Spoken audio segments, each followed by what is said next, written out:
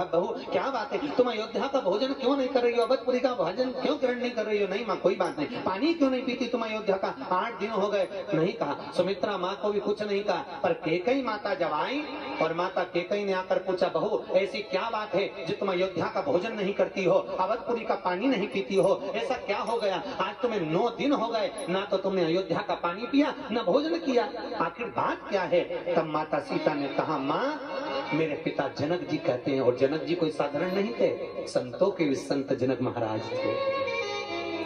माँ मेरे पिता जनक जी कहते हैं जिस घर में भांजे की हत्या हुई हो उस घर का ना तो पानी पिया जाता है ना भोजन किया जाता है। कैकेयी ने कानों पर हाथ रख लिया, कैसी बात कहती है, तो इस अवधपुरी में किसने भांजे की हत्या कर दी? माता सीता ने कहा मेरे ससुर दशरथ भांजे के हत्यारे। अग्नि की तरह बात पूरी अवधपुरी की ओर फैल गई, और अयोध्या में जब दशरथ जी के कानों में शब्द गया कि मेरी बहू ने मुझे पर ब्राह्मण भांजे की हत्या का दोष लगाया है, तब दशरथ जी को वो चरित्र याद आ गया। जब पहुंचा सरयू तीर भरन को नीर, विपत्ति का मारा जल भरने गया बेचारा। श्रवण पानी को आया था, वो जल में तुम भी डुबोया था, अरे धोखे से मारा बाण कलेजा फाड़ा, जल भरने गया बेचारा। तब श्रवण कुमार ने शब्द कहा था दशरथ जी को देखकर, मामा जी भेद बता देना, पितु मात को नीर पिला देना, मेरे पांव पड़ी जंजीर हुआ अंधियारा, जल भरने गया बेचारा। तो श्रवण कुमार का शब्द सुना दशरथ जी ने कहा तूने मुझे मामा कैसे कह दिया?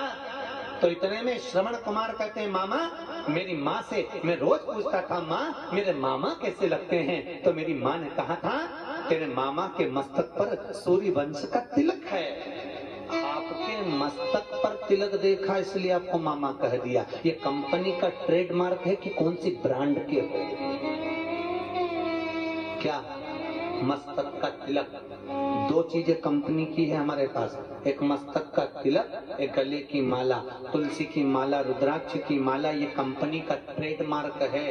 जो CFL का बल्ब बेकार हो जाता है बेकार, अगर समय से पहले बेकार हो जाए तो वो कंपनी में वापिस हो जाता है।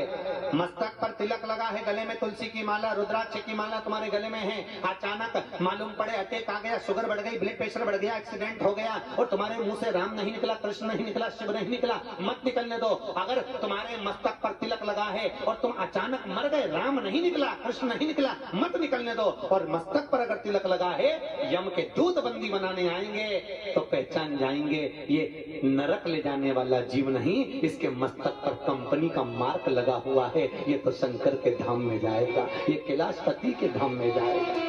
इसलिए मस्तक पर या तो त्रिपुंड खींचो, सत्यम शिवम सुंदरम, ये शिव का है।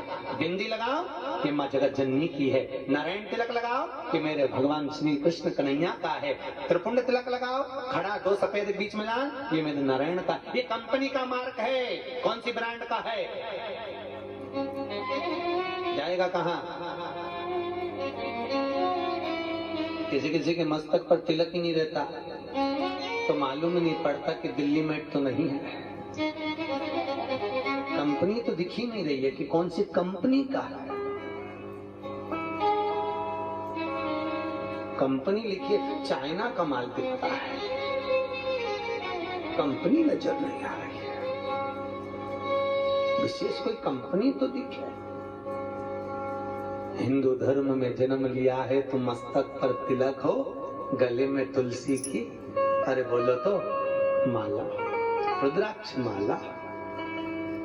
क्यों? कभी कभी ऊपर का लेवल मिट भी जाए तो अंदर का लेवल काम आ जाए कि कंपनी दिख जाए कौन की है।